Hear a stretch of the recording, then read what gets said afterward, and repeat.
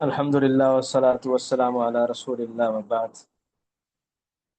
تو آج کا جو ہمارا لیکچر ہے وہ ہے سورس آف نالج کے بارے میں،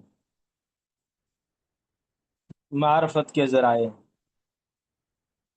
یعنی سادہ لفظوں میں آپ یہ سمجھ لیں کہ انسان کے پاس جو بھی معلومات آتی ہیں اس کے سورسز کیا ہیں، وہ کس طرح کس انداز سے انسان تک پہنچتی ہیں، یہ ہم نے پڑھنا ہے آج۔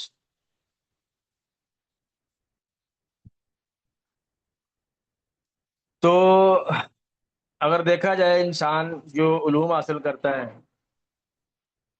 وہ دو طرح کے ہوتے ہیں۔ ایک علم ہوتا ہے جو انسان باقاعدہ کسی ایک فیلڈ کو چوز کر لے اور اس میں ڈیپلی جو ہے وہ گہرائی تک جائے، اس کی ہر اونچ نیچ ہر بات کو وہ جو ہے نا پڑھے سمجھے، اس کا ادراک کرے، یعنی کسی ایک شعبے میں وہ اسپیشلسٹ ہو، اسپیشلائزیشن کرے کسی ایک بات سے متعلقہ۔ تو یہی انسان کے لیے جو ہے وہ زیادہ فائدہ مند ہوتا ہے۔ دوسرا وہ ہے کہ انسان کے پاس معلومات تو بہت ہوں لیکن وہ کسی ایک شعبے میں اسپیشلسٹ نہ ہو، یعنی اس کے پاس کچھ معلومات جو ہیں وہ ایک علم کی ہیں، کچھ دوسرے کی ہیں، کچھ تیسرے کی ہیں، لیکن اگر اسے یعنی جو گہرے مسائل ہیں، زیادہ پیچیدہ مسائل ہیں کسی ایک علم سے متعلقہ، کیونکہ اس کی معلومات کم ہیں تو اس کو ان سے واقفیت نہیں ہوتی۔ تو یہاں بھی جو ہمارا جو آج کا لیکچر ہے یہ ہے سورس آف نالج کے بارے میں۔ تو اس کا ہمارا اس سے تعلق اس لحاظ سے ہے کہ پہلی بات تو یہ ہے کہ ہماری وہی جس پر ہمارا ایمان ہے کہ اللہ تعالیٰ جو ہے انبیاء پر وحی کرتا ہے، تو ہمارے عقیدہ بھی اسی بنیاد پر قائم ہے، اللہ کے رسول کی رسالت پر، کہ آپ پر جو ہے وحی آتی ہے اللہ تعالیٰ کی طرف سے۔ تو وہی بھی ایک سورس آف نالج ہے۔ تو اس لحاظ سے ہمارا اس سے تعلق ہے، اور اس لحاظ سے بھی تعلق ہے جو ہمارا ٹاپک ہے الحاد، کہ بہت سارے جو ہے وہ ملحدین وہ سوائے مشاہدے اور تجربے کو کسی اور کو سورس آف نالج مانتے ہی نہیں ہیں، ایون کہ عقل کو بھی نہیں مانتے۔ خبر تو بعد کی بات ہے، عقل کو بھی تسلیم نہیں کرتے۔ تو ان کے ساتھ ڈیبیٹ کرنے کے لیے بھی یعنی یہ ہمارا پڑھنا اس موضوع میں الحاد کے ٹاپک میں ضروری ہے۔ تو بہرحال اس میں جو ڈیفینیشن ہے معرفت کی یا نالج کی، یہ آپ نالج کی ڈیفینیشن کر لیں یا اردو میں معرفت کی کر لیں، یعنی کسی بھی پہچان، علم، کوئی معلومات جو انسان کو ہوتی ہے وہ کہتے ہیں ہی ادراک الشیء علی ما ہوا علیہ، یعنی کسی چیز کو ویسے جاننا جیسے وہ حقیقت میں ہے، یعنی کسی چیز کی حقیقت کا ادراک وہ معرفت کہلاتا ہے۔ تو آپ کے پاس لیپ ٹاپ ہے، آپ نے لیپ ٹاپ کو جان لیا تو یہ آپ کو لیپ ٹاپ کے بارے میں معرفت ہوگی۔ ایسے ہی موبائل کے بارے میں ہے، یا اور کوئی مشین ہے، یا اور آپ کے کسی رشتہ دار کے بارے میں آپ کا نالج، یا اللہ تعالیٰ کی ذات کے بارے میں، یا کتاب کے بارے میں، یا کسی اور، یعنی کسی بھی طرح کا نالج انسان کو جو ویسے ہو جیسے وہ حقیقت میں ہے، یعنی اس میں کوئی دو نمبری، کوئی جھوٹ فراڈ نہ ہو، تو یہ معرفت، یعنی یہ معرفت کی تعریف ہے، نالج کی ڈیفینیشن ہے۔ تو نالج مصادر، مصادر سے مراد یہ ہے یعنی جو سورس، یعنی وہ معرفت ہمیں کن ذرائع سے ملی ہے، اس کا سورس کیا ہے، وہی سورس ہم نے آج انشاءاللہ پڑھنے ہیں تفصیل کے ساتھ۔ تو جس کی انشاءاللہ وضاحت آگے آئے گی کہ کن کن سورسز سے انسان کو معلومات روزانہ کی بنیاد پر کیا وہ ملتی ہیں۔ تو اس کی اہمیت کیا ہے، میں نے کچھ آپ کو بتائی بھی ہے۔ تو پہلی بات تو یہ ہے کہ ہر ذریعہ معرفت جو سورس آف نالج ہے، وہ ہر ذریعہ معرفت وہ ہزاروں معلومات تک انسان کو رسائی دیتا ہے۔ اگر آپ کسی ایک معرفت کے سورس کو نہیں ایکسیپٹ کرتے، نہیں مانتے، تو بے ہزاروں لاکھوں معلومات آپ اس کی یعنی ایک لمحے میں تردید کر دیتے ہیں۔ جیسے مثال کے طور پر اب عقل ہے، جس کی انشاءاللہ آگے وضاحت تفصیل سے آئے گی۔ اب عقل بھی سورس آف نالج ہے، ہم اپنی عقل سے بے شمار معلومات حاصل کرتے ہیں۔ اگر کوئی انسان عقل کو سورس آف نالج نہ مانتا ہو، نہ تسلیم کرتا ہو، تو اس نے ہزاروں معلومات کا سرے سے انکار کر دیا ہے جو وہ حاصل کر سکتا تھا، جو اس تک عقل کے ذریعے سے پہنچ سکتی تھیں۔ اور ہم روزمرہ جو ہے اپنی روٹین میں بے شمار ہزاروں خبریں ایسی ہیں، ہزاروں معلومات ایسی ہیں جو انسان اپنی عقل سے جانتا ہے، تسلیم کرتا ہے۔ ایسے ہی اگر کوئی انسان خبر کو نہیں مانتا سورس آف نالج، تو اس نے اب تاریخ کے حوالے سے، دین کے حوالے سے، جتنے بھی ماضی ہے، اب ماضی جو بھی گزر چکا ہے وہ خبر کے ذریعے سے آپ کو ملے گا، وہ آپ اس میں جا کے دیکھ نہیں سکتے، نہ آپ اپنی عقل کے ذریعے سے ماضی کے بارے میں جان سکتے ہیں۔ کوئی اور ذریعہ نہیں ہے ماضی کو جاننے کا۔ جو لمحہ گزر چکا ہے اس کے بارے میں اگر آپ کو نہیں پتا تو آپ کو خبر کے ذریعے ہی پتا چلے گا۔ تو اگر آپ خبر کو نہیں مانتے سورس آف نالج کے طور پر، تو آپ نے ہزاروں لاکھوں پتہ نہیں کتنی کروڑوں خربوں معلومات کا انکار کر دیا ایک لمحے میں۔ تو اس سے آپ اس کی اہمیت کا اندازہ ہو سکتا ہے کہ ایک سورس آف نالج کا انکار جو ہے وہ کتنی بڑی جو ہے وہ آپ کے لیے مصیبت کھڑی کر سکتا ہے ہر لمحے۔ بلکہ علماء نے تو یہاں تک لکھا ہے کہ اگر انسان کسی ایک سورس آف نالج کو نہیں مانے گا تو اس کے لیے زندگی گزارنا مشکل ہو جائے گی، معاشرے میں ایک لمحہ بھی نہیں جی سکتا وہ۔ ہر لمحے اس کے لیے جو ہے وہ مشکلات درپیش ہوں گی کسی ایک سورس کو انکار کرنے کی وجہ سے۔ ایسے ہی دوسری بات اس کی اہمیت کے حوالے سے کہ عقیدے سے متعلقہ بہت سے معاملات میں انحراف وہ اسی وجہ سے پیدا ہوتا ہے کہ سورس آف نالج کو نہیں تسلیم کیا جاتا۔ جیسے میں نے ابھی ذکر کیا ہے کہ بہت سارے جو ہے وہ لوگ جو ایتھیسٹ ہیں، ملحدین ہیں، وہ صرف مشاہدوں کو مانتے ہیں، مشاہدے کو مانتے ہیں، وہ عقل کو یا خبر کو سورس آف نالج نہیں مانتے۔ وہ اللہ تعالیٰ کو بھی اس لیے نہیں مانتے کہ اللہ تعالیٰ جو ہے ان کے مشاہدے میں نہیں آتا، تجربے میں نہیں آتا۔ تو اس لیے اب ان کو اگر آپ نے ان سے ڈیبیٹ کرنی ہے، بحث مباحثہ کرنا ہے، تو ان کو یہ منوانا پڑے گا کہ عقل بھی سورس آف نالج ہے، خبر بھی ایسے ہی معرفت کا ذریعہ ہے۔ تو یہ اس لحاظ سے بھی اس کی اہمیت واضح ہو جاتی ہے۔ ایون کہ جو مسلمان کہلانے والے ہیں اپنے آپ کو، ان کے اندر بھی یعنی کافی ساری خرابیاں اسی وجہ سے ہیں۔ جیسے ایک میں آپ کو اشکال واضح کرتا ہوں۔ اب بعض کے ہاں جو ہے وہ اگر عقل حدیث سے ٹکرا جائے تو وہ عقل کو فوقیت دیتے ہیں، کہتے ہیں ہم عقل کو تو ترجیح دیں گے، حدیث کی بات کو نہیں مانیں گے کیونکہ ہماری عقل کے اندر یہ بات نہیں آ رہی۔ لیکن بعض اس کے الٹ ہیں، وہ حدیث کو ہر حالت میں جو ہے وہ فوقیت دیتے ہیں چاہے انسان کی عقل میں وہ بات نہ بھی آ رہی ہو۔ تو بے شمار پہلوؤں سے چند ایک پہلو جو میں نے آپ کے ذکر کیے ہیں، یہ ان کی سورس آف نالج کی اہمیت کا اندازہ ہوتا ہے کہ ان کو جاننا کس قدر جو ہے وہ ضروری ہے۔ ایسے ہی اس کی تاریخ کے حوالے سے مختصر بات کہ اگر اس کی تاریخ میں بارے بات کی جائے کہ کب سے اس حوالے سے یعنی ڈسکس شروع ہوئی ہے معرفت کے حوالے سے، تو سب سے پہلے جو ہے وہ آپ کہہ رہے ہیں کہ جس قدر انسان پرانا ہے نا، تب سے معرفت کے بارے میں اور اس کے ذرائع کے بارے میں گفتگو جو ہے وہ جاری ہے، کیونکہ مختلف لوگ اپنی قوموں سے بات چیت کرتے تھے۔ انبیاء ہیں تو انبیاء لوگوں کو غیب کی خبریں بتاتے تھے، جو غیب نہیں بھی ہوتا تھا اس کے بارے میں بتاتے تھے۔ اب یہ بھی ساری بات سورس آف نالج میں آئے گی۔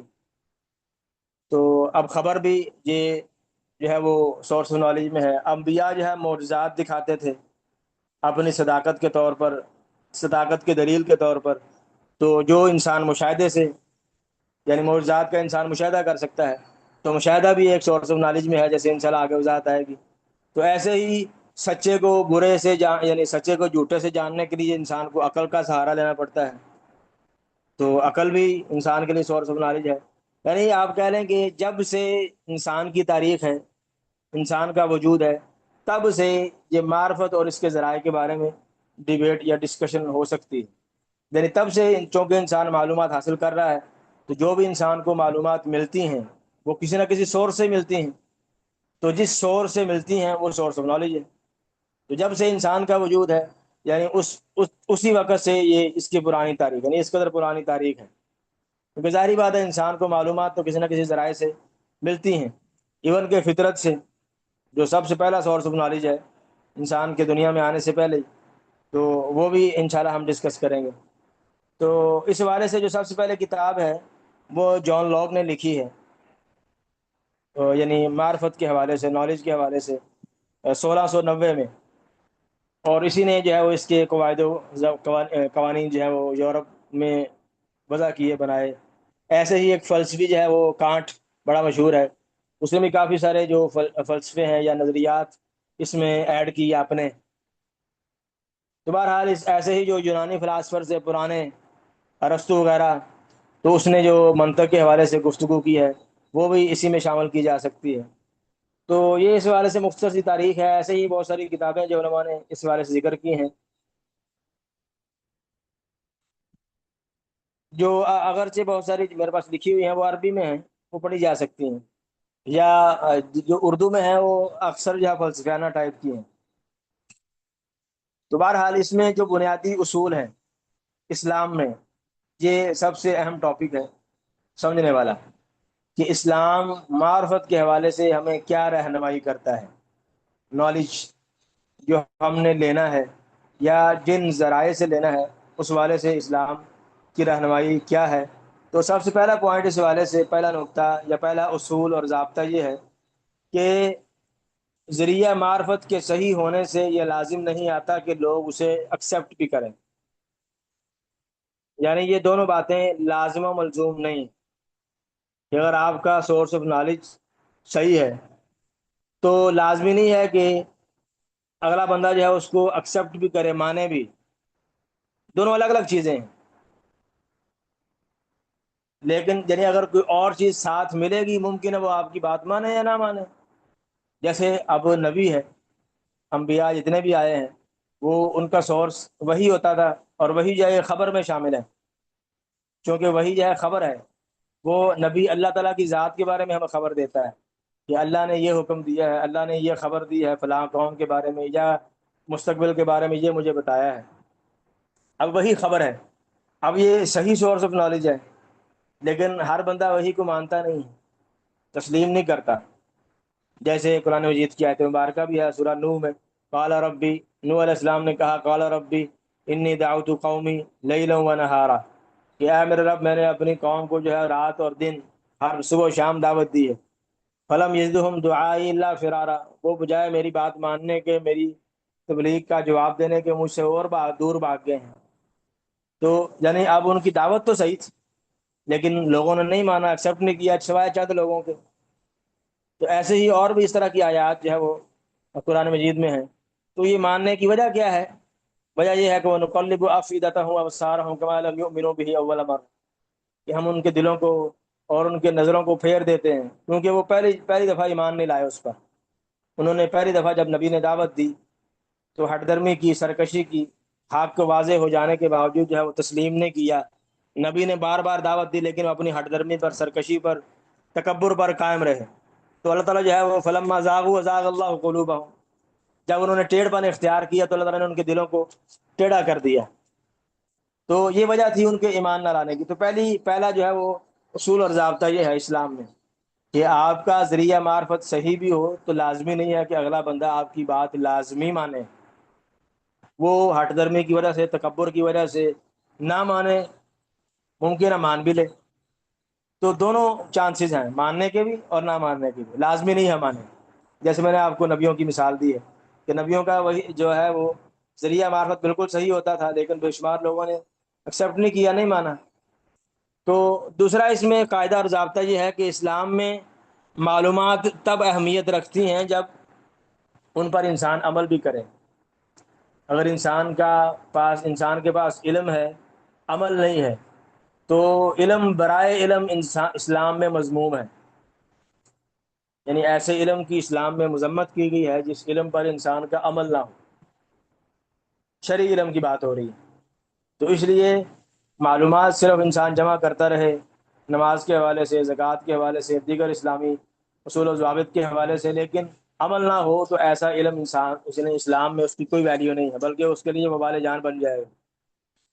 تو یہ دوسرا ضابطہ ہے۔ تیسرا اس میں کہ انسان کسی معرفت کے بارے میں واضح دلائل کی بنا پر یقین حاصل کر سکتا ہے۔ یہ اس میں نا ایک بات کی طرف اشارہ ہے کہ بعض لوگ یہ کہتے ہیں، یہ فلسفی حضرات، کہ انسان جو ہے وہ کسی بھی مسئلے میں یقین تک نہیں پہنچ سکتا۔ وہ کہتے ہیں کہ انسان جو ہے وہ ہر معاملے میں شکی مزاج ہی رہنا چاہیے، یعنی ہر بات میں وہ شک کرے، یعنی میں زندہ ہوں کہ مردہ ہوں، شک کرے۔ اب یہ کوئی شک والی بات ہے؟ ابھی رات ہے کہ دن ہے، وہ پہلے شک کرے پھر نتیجے پر پہنچے دلائل کی بنا پر۔ لیکن اسلام یہ نہیں کہتا۔ اسلام یہ کہتا ہے کہ اگر کسی چیز کے دلائل بالکل واضح ہیں، ٹھوس ہیں، تو اس کو ماننا چاہیے۔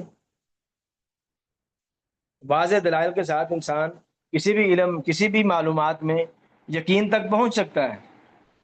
اگر انسان واضح دلائل ہونے کے باوجود کسی بات کو ایکسیپٹ نہیں کرتا، تسلیم نہیں کرتا، تو اسلام نے اس کو جو ہے وہ ہوا قرار دیا، یعنی خواہش نفس۔ وہ بندہ ماننا ہی نہیں چاہتا، وہ اپنی خواہش نفس کو مقدم کیے ہوئے ہے، حالانکہ دلائل واضح ہیں۔ تو اسلام یہ کہتا ہے کہ اگر کسی بات، یعنی کسی مسئلے میں، کسی دعوے میں واضح دلائل آ جائیں تو انسان اس میں یقین حاصل کر سکتا ہے۔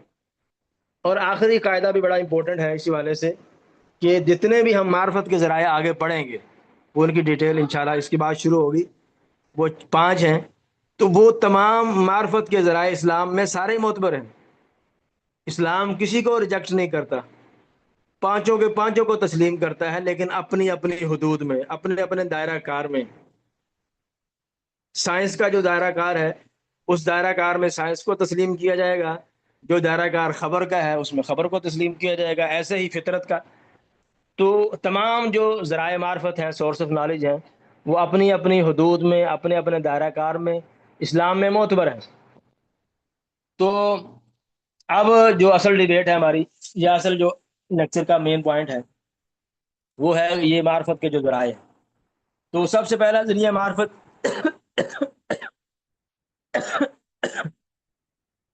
وہ ہے خبر، فطرت۔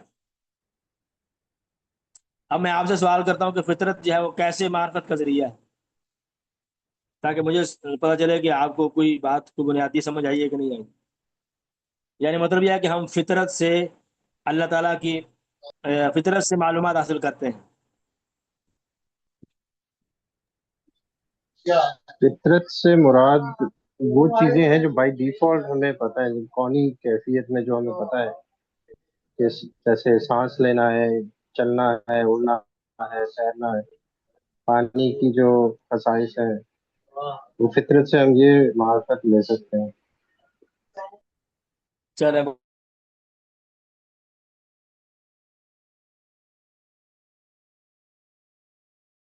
شکریہ۔ اور کوئی وضاحت کرے گا مزید؟ کوئی اور وضاحت استاد کرے گا؟ ہاں استاد، میرے خیال سے یہ جو کائنات کا نظام چل رہا ہے، یہ جو زمین پر بارش ہوا، یہ فطری عمل ہے۔ ہمیں پتہ ہے کہ یہ سارا کچھ جو ہے نا، یہ اللہ تعالیٰ کی طرف سے ہی کیا جا رہا ہے۔ یہ ویسے یہ جو زمین پر سارا کچھ ہے، رات دن کا بدلنا وغیرہ۔ ہاں ٹھیک ہے، بہت شکریہ۔ اور کوئی اور ایڈ کرنا چاہیں؟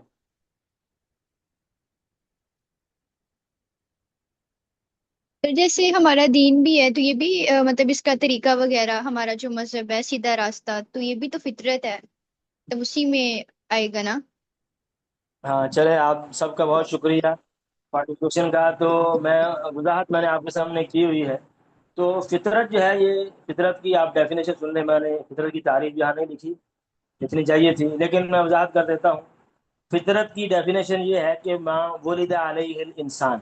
یہ آپ اسی لفظوں سے یاد کر لیں تو زیادہ بہتر ہے کہ ما ولد علیہ الانسان، جس چیز پر انسان پیدا ہوا ہے اس کو فطرت کہتے ہیں۔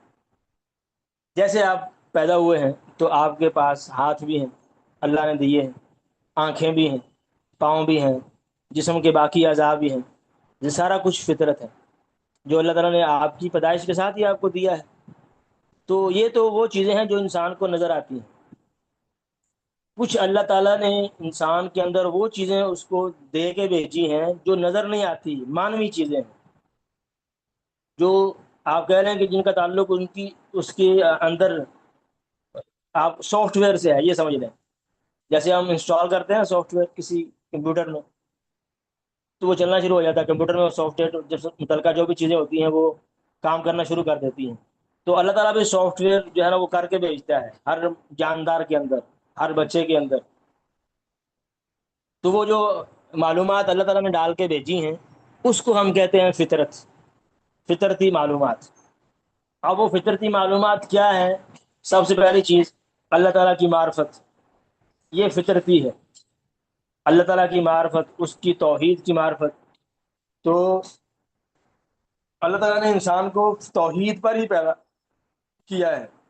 وہ اپنی پیدائش سے ہی جانتا ہے کہ مجھے کوئی ایسی ذات ہے جس نے پیدا کر کے بھیجا ہے. اللہ تعالیٰ کی معرفت کے لیے کسی بھی بچے کو، انسان کا ہو یا جن کا ہو یا کسی جاندار کا ہو، اس کو کسی غور و فکر کی ضرورت نہیں پڑتی، یا اس کو کسی عقلی دلیل کی یا سمجھانے کی ضرورت نہیں پڑتی. اگر آپ اس کو مزید سمجھنا چاہیں، ایک انسان ہے جو مثلا کسی جنگل میں زندہ رہا ہے، یعنی وہ پیدا ہوتے ہی جنگل میں اس کو چھوڑ دیا گیا ہے، وہ وہیں جو ہے وہ اس کی پرورش ہوئی ہے، نشونما ہوئی ہے، بڑا ہوا ہے. تو وہاں اس کو کوئی سمجھانے والا، کوئی لیکچر دینے والا، کوئی پڑھانے والا، کوئی وہاں موجود نہیں تھا. تو وہاں بھی اگر وہ بڑا ہوگا، جب اس کو سمجھ آئے گی تو اس کے دل میں یہ بات موجود ہوگی کہ ایک خالق ہے جس نے مجھے پیدا کیا فطرتی طور پر. کیونکہ اس بندے کی جو تمام معاشرتی جو اثرات ہیں وہ ان سے بالکل دور رہا ہے. جس میں آتا ہے نا کہ ہر بچہ جو ہے وہ توحید پر پیدا ہوتا ہے. اس کے ماں باپ جو ہے اس کو یہودی یا عیسائی یا مجوسی وغیرہ بنا دیتے ہیں. تو یہ بچہ جب بالکل الگ تھلگ دور دراز رہا ہے تو اس کے جو فطرت تھی وہ بگڑی نہیں، خراب نہیں ہوئی، مسخ نہیں ہوئی، وہ اپنی اصل پر قائم ہے. اس کے دل میں اللہ تعالیٰ کی ذات کا اقرار اور معرفت بھی موجود ہے اور توحید بھی موجود ہے.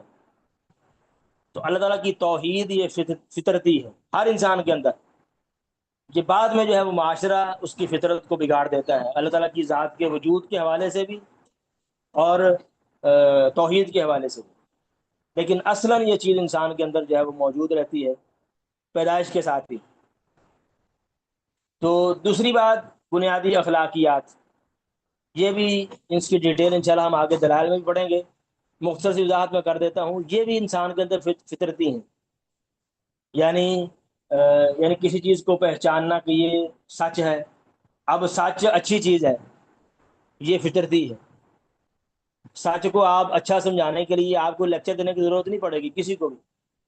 دنیا کے کسی کونے میں کوئی انسان، بچہ ہو بڑا ہو، وہ سچ کو اچھا ہی کہے گا، وہ جھوٹ کو برا ہی کہے گا، ظلم کو برا کہے گا، ریپ کو، ظلم زیادتی کو، کسی کو نہ حق مارنے کو برا کہے گا، عدل و انصاف کرنے کو پوری دنیا کا ہر انسان اچھا سمجھے گا. تو یہ وہ چیزیں ہیں بنیادی جس کو یعنی آپ کہہ لیں کہ اخلاقی جو بنیادیں ہیں وہ اللہ تعالیٰ نے انسان کے اندر ڈال کے دے دی. تو ایون کہ یہاں تک بھی علماء نے لکھا ہے کہ اگر اس دنیا میں انسان نہ بھی ہو، کسی انسان کا وجود نہ ہو، پھر بھی سچ اچھا ہی رہے. یعنی یہ ایسی بنیادی اکائیاں ہیں جو انسان کے وجود سے بھی ماورا ہے. اگر کسی انسان کا وجود نہ ہو تو جھوٹ برا ہی رہے گا، سچ اچھا رہے گا، عدل و انصاف اچھا رہے گا ہمیشہ. تو یہ وہ چیز ہے بنیادی جو انسان کے اندر فطرتی ہوتی ہے. بنیادی باتیں، گہرائی والی نہیں، بنیادی معلومات وہ فطرتی ہے. ایسے ہی بنیادی عقل. تو عقل کی دو قسمیں ہیں، ایک وہ ہوتی ہے جو بنیادی عقل ہے، میں اس کی آگے مزید وضاحت کروں گا.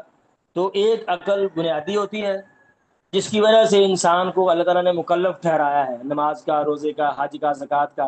جو حدیث میں آپ نے پڑھا نا، رفع القلم عن ثلاث وعن المجنون حتى يفيق، کہ 3 بندوں سے قلم اللہ تعالیٰ نے اٹھا لیے ہیں، پاگل سے بھی قلم اٹھا لیا ہے، یعنی اس کے گناہ وغیرہ نہیں لکھے جاتے. تو وہ پاگل کون سا ہے؟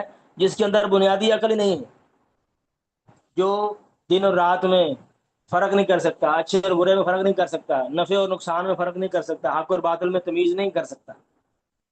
وہ بنیاد، وہ عقل، میں اس کی وضاحتیں انشاءاللہ آگے مزید دوں گا. تو ایک وہ عقل ہوتی ہے جو بنیادی ہے، جو اللہ تعالیٰ نے ڈال کے دی. ایک عقل ہے جو انسان اپنی بنیادی عقل کو استعمال کر کے نئی عقل جو حاصل کرتا ہے نا، نئی سمجھ، نیا فہم، وہ ہوتی ہے عقل، جو جس کو عقل رشد بھی کہتے ہیں یا کسبی عقل بھی کہتے ہیں. جیسے آپ ابھی سمجھ رہے ہیں، آپ یہ لیکچر سن رہے ہیں، تو آپ اپنی بنیادی عقل کو استعمال کر کے یہ نئی عقل حاصل کر رہے ہیں. تو یہ ہے یعنی بنیادی. میں اس کی وضاحت انشاءاللہ آگے کرتا ہوں. میں لنک دوبارہ بھیج رہا ہوں، تو دوبارہ جوائن کر لیں. تو اس کی وضاحت انشاءاللہ دوبارہ میں کرتا ہوں وضاحت کے ساتھ.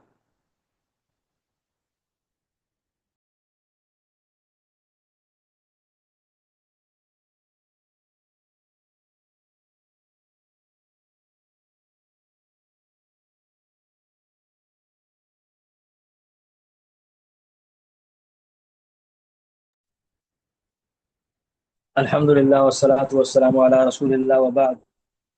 تو ابھی میں وضاحت کر رہا تھا کہ فطرت میں جو ہے وہ بنیادی عقل شامل ہے. تو بنیادی عقل سے مراد یعنی جیسے انسان کا یہ علم ہونا فطرتی طور پر کہ دو اور دو چار ہوتے ہیں. اب دو اور دو چار اگر آپ کو کوئی بندہ بھی کہے تو آپ اس کو یہ نہیں کہو گے کہ مجھے پہلے دکھاؤ دو ادھر رکھ کے دو ادھر رکھ کے کہ چار ہوتے ہیں کہ نہیں ہوتے. یا ایسے ہی دو متضاد چیزیں اکٹھی نہیں ہو سکتی. آگ اور پانی اکٹھا نہیں ہو سکتا. ایک انسان جو ہے ایک ہی وقت میں وہ اندھا بھی ہو اور دیکھ بھی رہا ہو، نہیں ہو سکتا. دن اور رات اکٹھے نہیں ہو سکتے. ہر کام کا کوئی نہ کوئی کرنے والا ہوتا ہے. اب یہ ساری معلومات ہیں جو بنیادی ہیں، جو فطرتی طور پر ہر انسان کے اندر ہوتی ہیں. اور فطری طور پر یہ بھی ہوتا ہے انسان کے اندر کہ انسان غیب نہیں جانتا. کل جو ہے وہ بڑا ہوتا ہے، جز چھوٹا ہوتا ہے. یہ ساری وہ مثالیں ہیں جو اس حوالے سے دی جا سکتی ہیں. اور بھی اس طرح کی اور بہت ساری معلومات ہیں جو اللہ تعالیٰ نے بچے کے اندر جو ہے پیدائش سے ہی ڈال کے بھیجی ہوتی ہیں. اگر چھوٹا بچہ ہو نا جو سمجھدار ہے، اگر آپ اس کو اگر وہ دوسری طرف منہ کر کے بیٹھا ہو، آپ پیچھے سے اس کو تھوڑا سا ماریں تو فوراً پیچھے دیکھے گا، کیونکہ اس کے دماغ میں فطرتی طور پر یہ بات موجود ہے کہ اگر مجھے پیچھے سے کسی نے مارا ہے تو پیچھے کوئی موجود ہے. ایسا نہیں ہے کہ بغیر کسی بندے کے میرے جو ہے پیچھے سے کسی نے تھپڑ مار دیا. کوئی پیچھے ہے، اس لیے فوراً پیچھے مڑ کے دیکھتا ہے. تو ایسے ہی اگر آپ کے پاس ٹرافی ہو، ایک ٹرافی آپ کے پاس ہاتھ میں، ایک آپ نے بچوں کو دے دی، تو وہ آپ کی دوسری ٹرافی کی طرف دیکھے گا، یعنی کیونکہ اس کی بات موجود ہے کہ ایک اور ایک دو ہو جائیں گے. یہ ہم جو ہے وہ چیزیں لاشعوری طور پر کرتے ہیں کیونکہ یہ ہماری فطرت میں شامل ہے. ہم ان کو یعنی احساس بھی نہیں ہوتا ہم یہ ساری باتیں کر رہے ہوتے ہیں. تو یہ بنیادی عقل ہے جو ہر انسان کے اندر ہوتی ہے. آپ جو ہے وہ گھر میں بیٹھے ہیں، باہر سے کوئی آواز آئی ہے تو آپ فوراً یعنی آپ یہ سمجھیں گے کہ کوئی باہر ہے جس وجہ سے آواز آئی ہے. کیونکہ آواز جو ہے کسی وجہ سے آ سکتی ہے، بغیر وجہ کے کوئی آواز نہیں آ سکتی. آپ فوراً گھر سے باہر ونڈو سے یا دروازہ کھول کے دیکھیں گے کہ کون ہے باہر.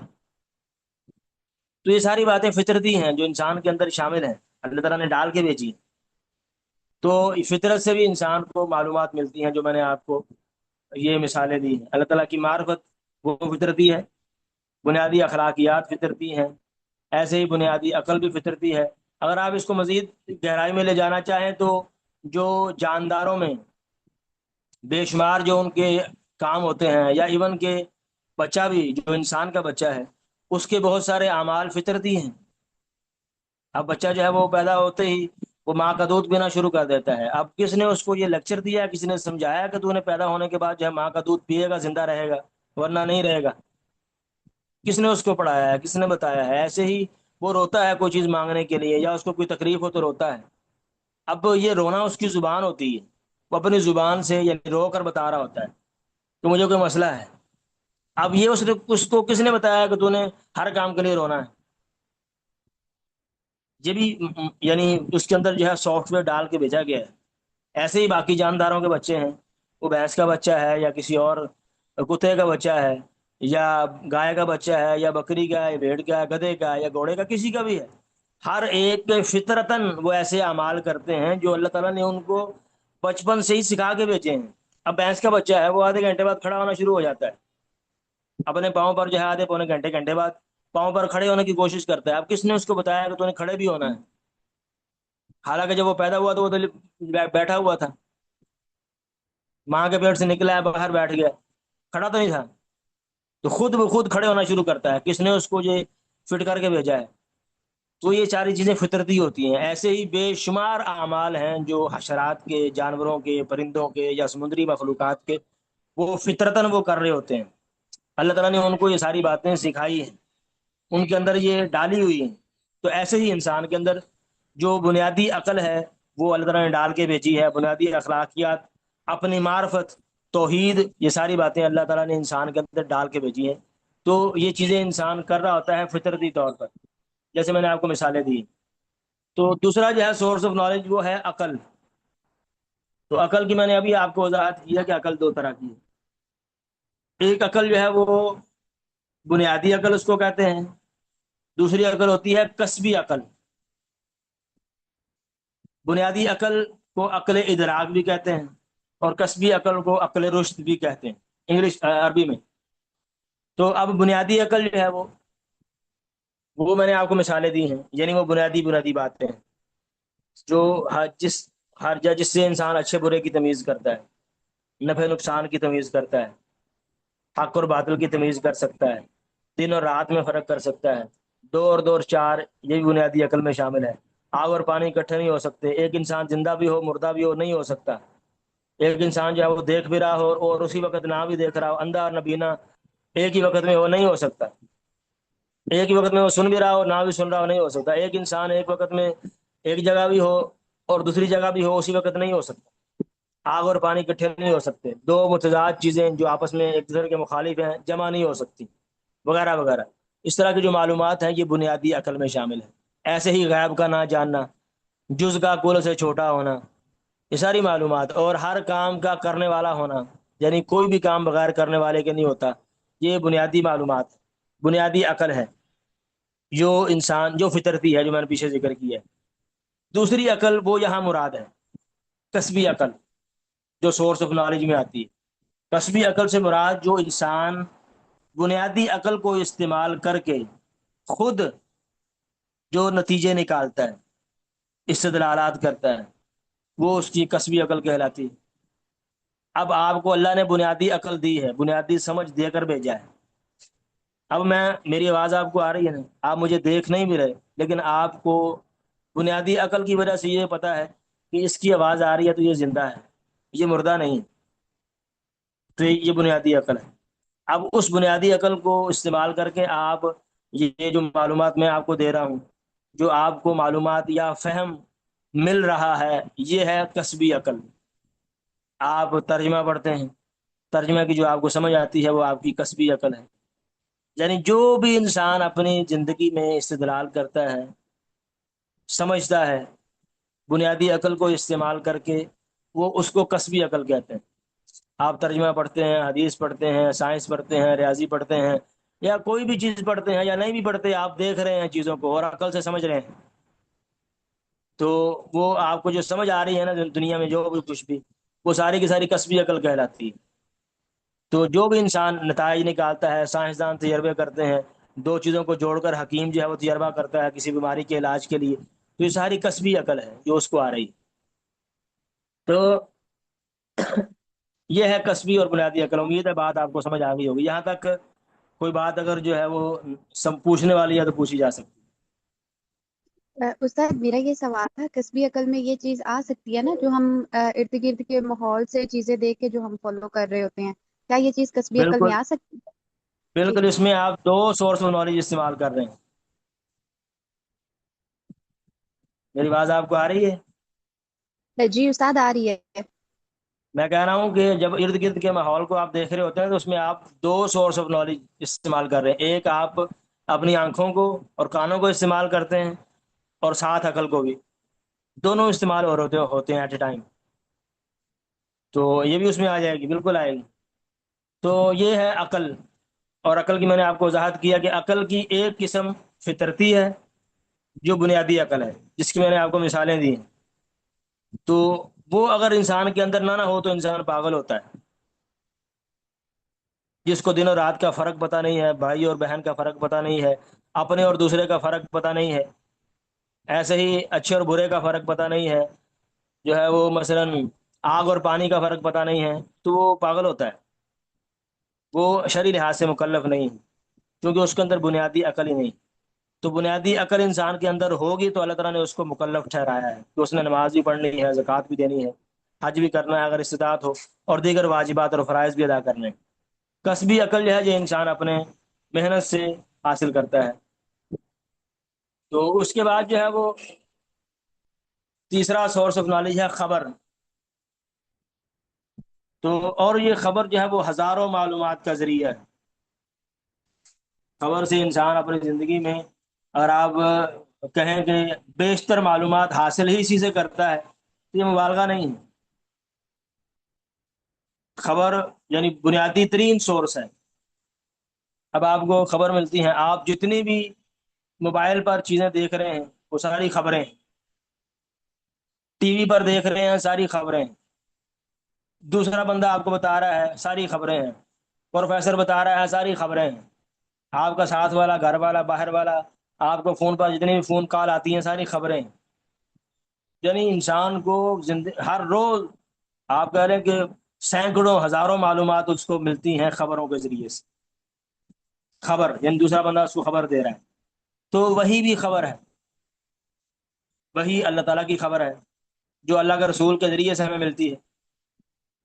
اللہ تعالیٰ کے احکامات ملتے ہیں، اس کی صفات، اس کی ذات، ماضی کے قصے، قوموں کے واقعات جو اس میں پند و نصائح ہے وہ ہمیں ملتے ہیں اللہ کے بتانے سے نبی کو، اور نبی کے بتانے سے ہم کو. تو یہ بھی خبر ہے جو ہم تک جو ہے وہ پہنچتی ہے.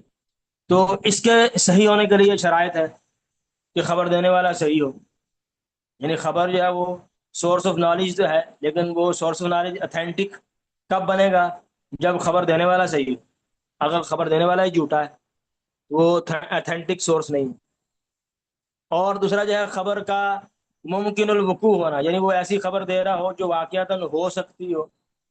اگر وہ ایسی بات کی خبر دے رہا ہو جو ہونا ممکن نہ ہے ہی ناممکن عقلی طور پر، تو وہ تو جھوٹ ہی بول رہا ہوگا، پکی بات ہے، جس کا ہونا ناممکن ہے.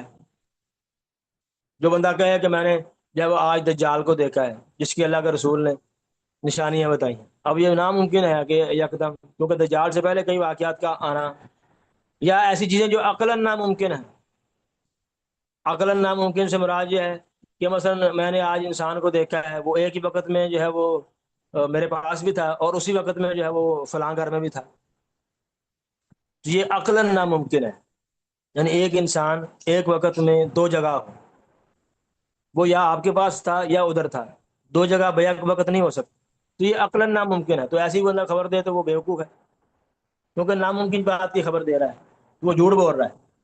تو یہ بھی ضروری ہے، یعنی خبر کے صحیح ہونے کے لیے خبر دینے والے کی سچائی. دوسرا جو ہے کہ وہ خبر جو دے رہا ہے وہ ممکن ہونا بھی ہو، یعنی وہ ایسی خبر نہ ہو جو عقلی طور پر مستحیلات، ناممکنات میں سے ہو.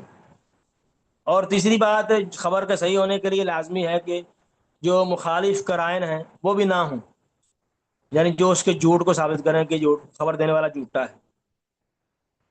یعنی ایسی کوئی بات ثابت نہ ہو جس سے مخبر کا خبر دینے والے کا جھوٹا ہونا لازم ہے. اور آخری بات جو ہے وہ مخبر کا خبر کے ساتھ اتصال کے وسیلے کی موجودگی. یعنی مخبر جو خبر دے رہا ہے، جو خبر دے رہا ہے، وہ خبر اس نے کیسے حاصل کی ہے؟ وہ وہاں خود موجود تھا یا کسی نے اس کو بتایا ہے؟ کیسے ملی ہے؟ تو سورس، وسیلہ وہ ہونا چاہیے. وہ یہ بتایا کہ مجھے فلاں نے بتایا ہے، فلاں اس موقع پر موجود تھا، یا کہے کہ میں خود موجود تھا. تو وسیلہ ہونا چاہیے خبر دینے کا، اتصال، کہ جس چیز کی خبر دی جا رہی ہے وہ خبر اس کو کیسے پہنچی ہے جو وہ بتا رہا ہے. تو یہ ساری باتیں اگر موجود ہوں تو پھر جو ہے وہ خبر جا کے صحیح ہوتی ہے. اور خبر بھی سورس آف نالج میں سے ہے، وہی بھی خبر ہے. اور وہی کی خبر جو ہے یہ عام خبروں سے سب سے اعلیٰ خبر ہے. تو اللہ کے رسول کی خبر ہے، تو وہی کی خبر جو ہے باقی خبروں سے بالکل الگ تھلگ ہے. کیونکہ یہ وہی کی عام خبریں جو ہیں وہ کسی انسان تک جا کے ختم ہو جائیں گی، لیکن وحی کی خبر جو ہے وہ یہ اللہ تعالیٰ تک پہنچتی ہے، یہ اللہ تعالیٰ کی ذات کے بارے میں ہے، تو اس لیے یہ عام خبروں سے ہر لحاظ سے مختلف ہے۔ تو بہرحال وہی بھی خبر ہے، تو خبر بھی سورس آف نالج ہے۔ جیسے میں نے آپ کو بتایا کہ جو لمحہ گزر چکا ہے اس کے بارے میں آپ کو جو بھی معلومات ملیں گی وہ خبر کے ذریعے سے ہی ملیں گی، تو آپ اس سے اندازہ لگا لیں کہ یہ کتنا بڑا سورس آف نالج ہے کہ کل کی جو آپ نے نہیں نہ دیکھا، جو کل آپ واقعہ آپ کے سامنے پیش نہیں آیا، آپ وہاں موجود نہیں تھے، آپ کو اس کی علم ہوگا تو خبر کے ذریعے سے ہوگا۔ آپ کتنے کل کے بارے میں اللہ کے رسول سے لے کر آج تک کتنی معلومات آپ نے پڑھی ہیں، بے شمار، اپنے خاندان کے بارے میں پڑھی ہیں، دین کے بارے میں پڑھی ہیں، یا مختلف لوگوں کے بارے میں پڑھی ہیں، مختلف لوگوں کی تاریخ ہسٹری پڑھی ہے، بے شمار خبریں آپ نے پڑھی ہیں، تو ساری خبریں ہیں، تو یہ بہت بڑا سورس آف نالج ہے۔ اور آج بھی اگر آپ کو معلومات ملتی ہیں تو خبر اس میں مین سورس میں شامل ہے، جو اکثر خبریں آپ کو ایسے ہی ملتی ہیں لوگوں کے بتانے سے، تو یہ ہے خبر۔ تو خبر بھی اسلام میں یہ سارے معتبر ذرائع ہیں، جیسے میں نے شروع میں قاعدہ ذکر کیا ہے کہ تمام اپنے اپنے حدود میں دائرہ کار میں اسلام میں معتبر ہے، خبر بھی معتبر ہے، عقل بھی، اور فطرت بھی۔ تو اگلا ہے حس۔ حس سے مراد ہے یعنی حواس خمسہ۔ حواس خمسہ میں آپ کی آنکھیں، آپ کے کان، ناک، ایسے ہی زبان اور ہاتھ، یہ پانچ ہیں جن کو کہا جاتا ہے حواس خمسہ، کیونکہ ان تمام کے ذریعے سے آپ کو معلومات مل رہی ہوتی ہیں۔ آنکھیں دیکھنے کا کام کرتی ہیں، تو آپ دیکھ کر بھی معلومات حاصل کرتے ہیں، کہ آپ دیکھتے ہیں کہ یہ بندہ زندہ ہے کہ مردہ ہے، کون جا رہا ہے کون آ رہا ہے، جو ہے وہ کیا آپ کے سامنے کیا پڑا ہے، پیچھے کیا پڑا ہے، دائیں کیا پڑا ہے، جو ہے وہ یہ رنگ کیسا ہے، فلاں رنگ کیسا ہے، یا یہ گاڑی کیسی ہے، وغیرہ وغیرہ، یہ ساری باتیں آپ اپنی دیکھ کر اپنی آنکھوں کے ذریعے سے حاصل کرتے ہیں۔ تو آنکھ بھی حواس خمسہ میں شامل ہے۔ ایسے ہی جو آپ جو ہے وہ کیا نام ہے، کانوں کے ذریعے سے آپ جو باتیں، مثلا ایک نابینا ہے، وہ ساری معلومات اس کو کانوں کے ذریعے سے مل رہی ہوتی ہیں، آپ بھی کانوں کے ذریعے سے حاصل کرتے ہیں جو دیکھنے والے ہیں، اور جو نابینا ہے وہ بھی ساری باتیں کانوں سے حاصل کرتا ہے، جو دیکھنے والا ہے وہ بھی سن کر بہت ساری باتیں، اب آپ کو میری آواز آ رہی ہے تو یہ آپ کو معلومات مل رہی ہیں کانوں کے ذریعے سے، تو یہ بھی حواس میں سے ہے۔ ایسے ہی آپ سونگھ کر ناک کے ذریعے سے، کہ آپ کے گھر میں اگر گیس کھلی ہو تو آپ کو فوراً پتا چل جاتا ہے، کیونکہ آپ کے اسمیل آنا شروع ہو جاتی ہے گیس کی، کہ گیس جا کے بند کرو۔ یا آپ کسی خوشبو کی دکان پہ جاتے ہیں تو وہاں آپ خوشبوؤں کو سونگھ کر اندازہ کرتے ہیں کہ آپ نے کون سی لینی، کون سی آپ کو پسند ہے کون سی پسند نہیں، تو یہ سونگھنے سے بھی انسان کو معلومات ملتی ہیں۔ ایسے ہی ٹیسٹ کرنے سے زبان سے، کہ آپ جو ہے وہ مثلاً سالن بنایا آپ نے گھر میں، تو گھر میں سالن بنایا ہے، آپ آنکھوں سے یا کان سے یا ناک سے نہیں اندازہ کر سکتے کہ اس کے اندر نمک کتنا ہے، اس کو آپ ٹیسٹ کریں گے زبان سے، زبان سے ٹیسٹ کریں گے تو پھر آپ کو پتا چلے گا کہ کیا نام ہے، نمک اس میں کتنا ہے، زیادہ ہے کم ہے، یا میٹھا کتنا ہے۔ تو یہ ساری باتیں جو ٹیسٹ سے متعلق ہیں وہ آپ کو زبان سے ملتی ہیں، کڑوا ٹیسٹ یا میٹھا یا جو بھی ہے۔ ایسے ہی انسان اپنے ہاتھ کے ذریعے سے بھی نالج حاصل کرتا ہے۔ ہاتھ کے ذریعے سے اگر آپ مثلا گھر میں ہیں، لائٹ چلی گئی ہے، تو آپ موبائل ڈھونڈتے ہیں اپنے ہاتھ کے ذریعے سے کہ میرا موبائل کدھر ہے، ہاتھ مار کے۔ تو ایسے ہی نابینا شخص ہے، تو نابینا شخص جو ہے وہ اپنے ہاتھ کے ذریعے سے آگے ہاتھ مار کے جانتا ہے کہ آگے کوئی ہے تو نہیں، یا آگے راستہ صاف ہے کہ نہیں، تو اپنے ہاتھ کے ذریعے سے معلومات حاصل کر رہا ہوتا ہے آگے کی اور پیچھے کی، دائیں بائیں۔ تو یہ ہاتھ کے ذریعے سے انسان کو معلومات ملتی ہیں۔ تو یہ حواس، تو حواس بھی انسان استعمال کرتا ہے معلومات حاصل کرنے کے لیے۔ آخری بات جو ہے وہ تجربہ ہے۔ تو تجربہ جو سائنسدان کرتے ہیں، یا حکیم حضرات یا ڈاکٹر حضرات کرتے ہیں، یہ سارے تجربے ہیں۔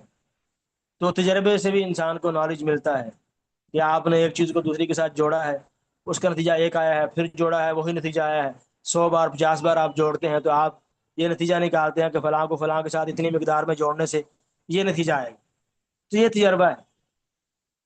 تو یہ ساری باتیں، یعنی تجربہ بھی، حواس بھی، فطرت بھی، عقل بھی، خبر بھی، یہ ساری باتیں اسلام میں معتبر ہیں اپنی اپنی فیلڈ میں، اپنے اپنے دائرہ کار میں، حدود میں۔ سائنس کا کام خبر سے متعلق بالکل بھی نہیں ہے. اب سائنس کل کو کیا ہوا تھا سائنس بتا سکتی ہے؟ یا کل کیا ہوگا نہیں بتا سکتی. کل کیا ہوا تھا یا کل کیا ہوگا اس کی فیلڈ خبر ہے. تو خبر کے ذریعے سے ہمیں پتا چل سکتا ہے کہ کل کیا ہوا تھا یا کل ہونے والا کیا ہے.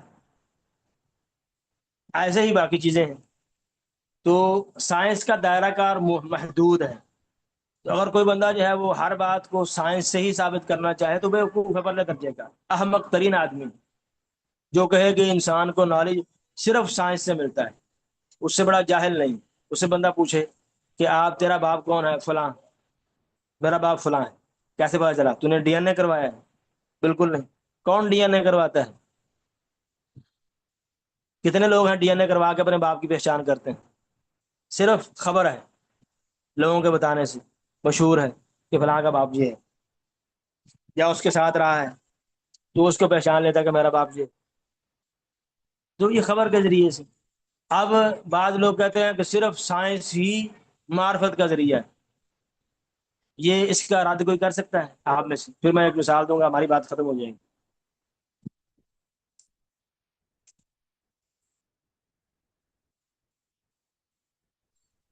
جی.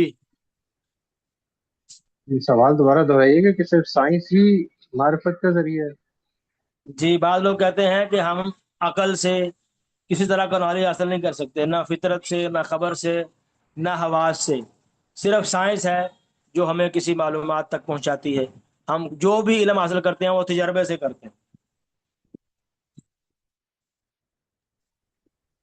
علم کا ایک بہت بڑا ذریعہ ضرور ہے، لیکن حتمی طور پہ یہی ذریعہ نہیں ہے. سائنس کے علاوہ ہم پھر جس طرح آپ نے بتایا کہ یہ بہت بڑا بھی نہیں ہے. بہرحال میں بتاتا ہوں آپ کو. تو سائنس جو ہے نا یہ ذریعہ ہے، بہت بڑا نہیں ہے. کتنے جو ہے وہ تجربے سائنس کے صحیح ہوتے ہیں اور کتنے جو ہے وہ آپ نے اگر سائنس پڑھی ہے یا اگر آپ میں سے جس نے پڑھی ہے کسی کی ہے فیلڈ بایولوجی یا فزکس کیمسٹری وغیرہ کسی نے پڑھی ہو آپ میں سے؟ جی جی بڑی ہے، لیکن اب آپ کی والی بات ہے، بہت سی تھیوریز جو ہیں یا بہت سے جو شائعات ہیں وہ بڑے غلط ثابت ہو جاتے ہیں. تو سائنس میں فیکٹ کتنے ہیں جو یعنی چینج نہیں ہو سکتے کبھی بھی تا قیامت؟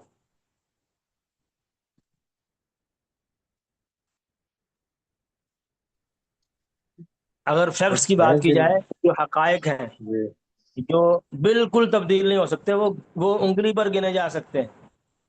بایولوجی میں، فزکس میں، کیمسٹری میں کہ فلاں فلاں فلاں فلاں فلاں فلاں فلاں یہ وہ چیزیں ہیں جو کبھی تبدیل نہیں ہوں. باقی تو ممکن ہے کل کو تجربہ کسی کا الٹ ہو جائے. تو اور بے شمار چیزیں ہیں، اکثر جو ہے وہ تھیوریز ہی ہیں، وہ مفروضے ہیں، جی حقائق نہیں ہیں، ہمارے فیکٹس نہیں ہیں جو کبھی تبدیل نہیں ہوں گے. سائنس کی بنیاد ہی تھیوریوں پر ہے، مفروضوں پر ہے. اور مفروضہ جو ہے تبدیل ہو جاتا ہے، بلکہ بعض اوقات تو کئی صدیوں بعد تبدیل ہو جاتا ہے. جو پہلے صدیوں پہلے جو ہے وہ سائنسدانوں نے تجربات کیے تھے وہ 2 صدیوں بعد، 3 صدیوں بعد جو ہے وہ غلط ثابت ہو جاتے ہیں کہ ان کی بات غلط تھی. تو اس لیے یہ ذریعہ ضرور ہے، بہت بڑا ذریعہ نہیں ہے، ذریعہ ضرور ہے کہ معلومات انسان کو اس سے ملتی ہیں. تو تجربہ جو ہے ہاں اس کا رد سمپل ہے بالکل. جو بندہ کہے نا کہ صرف سائنس ہی معرفت حاصل کرنے کا ذریعہ ہے، عقل سے، حس سے یا خبر سے انسان معلومات حاصل نہیں کر سکتا، تو اس کو بندہ سادہ سا سوال پوچھے گا کہ آپ کو کیسے پتا چلا کہ صرف سائنس ہی ذریعہ ہے؟ وہ اگر آپ کو سائنس کی ہی دلیل دے تو غلط بات ہے، کیونکہ جس چیز کی آپ اس سے دلیل مانگ رہے ہیں وہ اسی کو بطور دلیل کے پیش کر رہا ہے. دلیل تو اس سے الگ کوئی اور چیز ہونی چاہیے نا، کوئی اور چیز ہو. سائنس کے بارے میں تو جھگڑا ہے، تو اس نے اس جھگڑے کو ختم کرنا ہے کسی اور چیز سے، کسی اور چیز کی دلیل دے کر، جس سے پتا چلے کہ سائنس ہی ذریعہ ہے.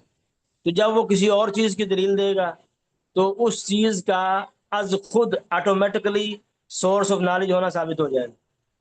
تو اس کا ادعا بالکل ختم ہو جائے گا کہ صرف سائنس ہے، بلکہ جس سے سائنس ثابت ہوئی ہے وہ اس سے پہلے ذریعہ ہے. اب یہ بات تھوڑی سی فلسفیانہ ہے، اگر آپ 2 4 بار سنیں گے نا پھر آپ کو سمجھ آ جائے گی.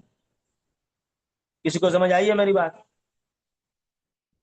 یا میں ایک اور مثال سے سمجھاؤں جو زیادہ نہیں واضح نہیں، ہے؟ وضاحت طلب ہے، اور ایک اور میں آپ وضاحت کو طلب. مثلا ایک اور مثال جو اگرچہ اس یعنی متعلقہ نہیں ہے لیکن اس سے واضح ہو جائے گی بات. جیسے حدیث کے بارے میں بہت سارے لوگ وہ کہتے ہیں کہ حدیث حجت نہیں. تو آپ سے اگر آپ حدیث کو ماننے والے ہیں، آپ کے سامنے بیٹھا ہے وہ حدیث کو نہیں مانتا، تو آپ اس کو ثابت کرنا چاہ رہے ہیں کہ حدیث حجت ہے، اور آپ اس کو بطور دلیل پیش کریں کہ اللہ کے رسول کا فرمان ہے ترکت فیکم امرین لن تضلوا ما تمسکتم بہما کتاب اللہ و سنت رسول، کہ میں نے تم میں دو چیزیں چھوڑی ہیں، جب تک تم ان کو تھامے رکھو گے گمراہ نہیں ہوگے، ایک اللہ کی کتاب اور ایک اللہ کے رسول کی سنت. تو کیا یہ دلیل صحیح ہوگی؟ نہیں، بتائیں. جس سے بحث ہو رہی ہے اس کے لیے تو قابل قبول نہیں ہوگی، کیونکہ اسی پہ جھگڑا چل رہا ہے. اسی پہ جھگڑا ہے تو حدیث کے بارے میں جھگڑا ہے، تو آپ حدیث کو ہی بطور دلیل کے پیش کر رہے ہیں.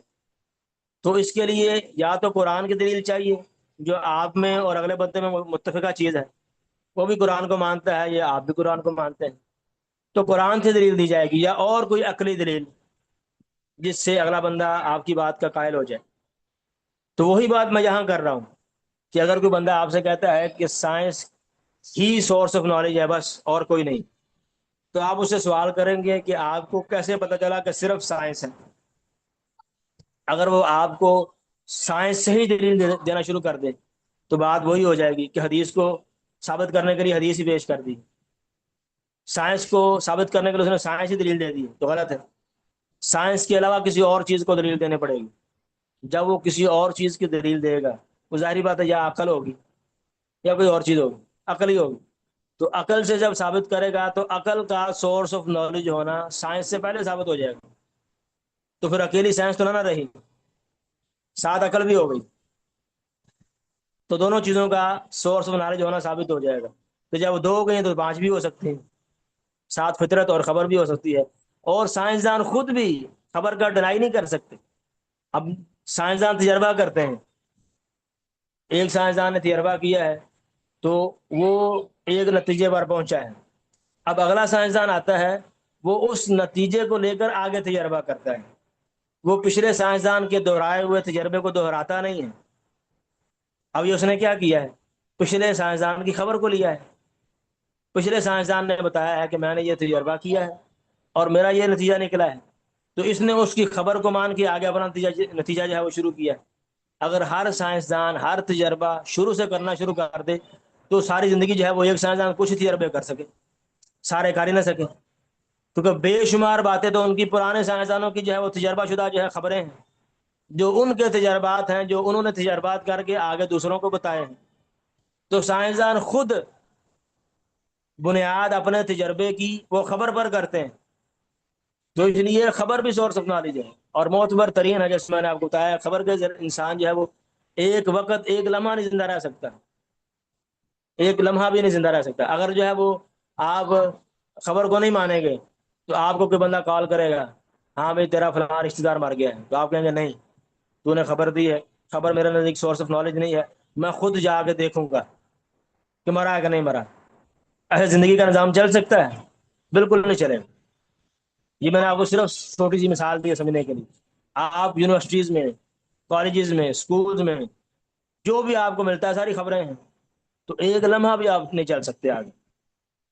تو خبر کو سورس آف نالج ماننا پڑے گا. اور حقیقت میں یہ سائنسدان مانتے ہیں، لیکن ان کو چڑ کس بات سے ہے؟ وہی سے، کہ جو وہی کے انکاری ہیں، وہی کو سورس آف نالج نہیں ماننا چاہتے، تو یہ وہی کی خبر کا انکار کرتے ہیں. اور وہی انشاءاللہ آگے اس کی مزید وضاحت آئے گی کہ اللہ کے رسول کی جو نبوت ہے یہ اللہ پر ایمان لانے کے تابع ہے، اللہ پر ایمان لانے کے بعد اس کا ذکر آتا ہے. جو شخص ملحد ہے، ایتھیسٹ ہے، جو اللہ کو نہیں مانتا، آپ اس سے اللہ کی یعنی اللہ کے نبی کی نبوت کے بارے میں بات کریں گے تو فضول ہوگا. آپ اس سے پہلے ڈیبیٹ کریں اللہ تعالیٰ کے وجود پر. جب وہ اس کو تسلیم کر لے گا تو وہ بعد میں اللہ کے رسول کی نبوت کو خود بخود تسلیم کر لے گا. کیونکہ جو بندہ یہ تسلیم کرتا ہے کہ اللہ نے زمین و آسمان کو بنایا ہے، تو لخلق السماوات والارض اکبر من خلق الناس، تو زمین و آسمان کو بنانا انسان کی پیدائش سے بہت بڑا ہے. تو جو بندہ یہ تسلیم کر لے گا تو کیا اللہ تعالیٰ جو ہے وہ کسی کو اپنا پیغمبر، اپنا پیغام رسا نہیں بنا سکتا، رسول نہیں بنا سکتا؟ آسان سی بات ہے، کوئی مسئلہ نہیں ہے. جس نے اتنی خربوں مخلوقات بنا دی ہیں اور ہر ایک اپنے دائرہ کار میں بڑے اچھے انداز سے چل رہی ہے بغیر کسی آگے پیچھے ہونے کے، تو کیا وہ ایک بندے کو اپنا پیغام پہنچانے کے لیے منتخب نہیں کر سکتا؟ بلکہ نہ ماننا جو ہے غیر منطقی اور غیر عقلی ہوگا. تو اس کی وضاحت انشاءاللہ آگے آئے گی. تو چند ایک گزارشات تھیں سورس آف نالج کے حوالے سے. تو امید ہے آپ کو بات سمجھ آئی ہوگی. تو اگر کوئی سوال ہے، کوئی بات پوچھنے والی ہے تو پوچھی جا سکتی ہے.